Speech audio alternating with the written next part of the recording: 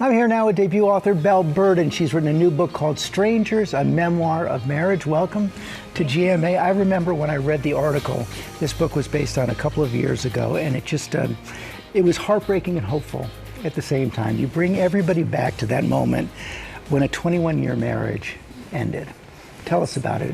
Yes, this happened during the first weeks of COVID lockdown. I was with my husband and two daughters. I believed I was very happily married to a very good man, a wonderful father, a wonderful husband. And then one morning he announced with no warning or explanation that he wanted a divorce. And he walked out of our house and shed our entire life together. And I had to figure out how to literally get off the bathroom floor and build a new life for myself and for my kids. Build yourself out of shock, really. Yes, shock and heartbreak. And you dedicate the book to your children, and you say you want to break the cycle. Tell us a little bit more about that. What do you mean by that? Well, I think as women, we're taught that to be good, to be graceful, to fit in socially, that we need to clean up these things and sweep them under the rug and stay quiet about them. And I think when you do that, things get repeated across generations. That happened in my family of origin. So by writing this, by talking about it, I really want to break that pattern.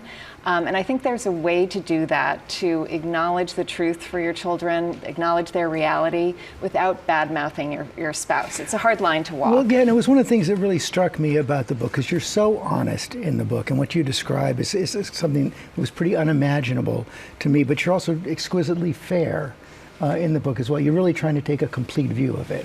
I really wanted to do that. I think the equilibrium can be off so easily, and you can start piling on with your ex, and I did not want to do that. I really wanted to look at him as a complete person and also look at myself and the decisions that I made over the course of our marriage. And watching your children go through this, what advice does that lead you to for other families who may be going through a divorce like this?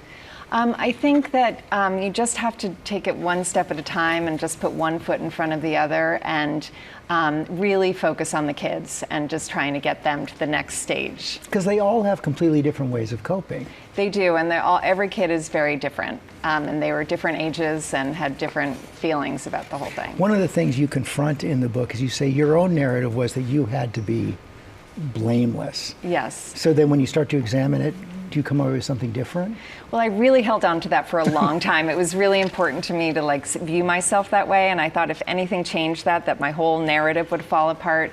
But when I started looking at myself and the decisions I made, things shifted for me, and things shifted in the book too. And this is not to say that two people always end a marriage or it takes two to tango, which I don't really believe in my case.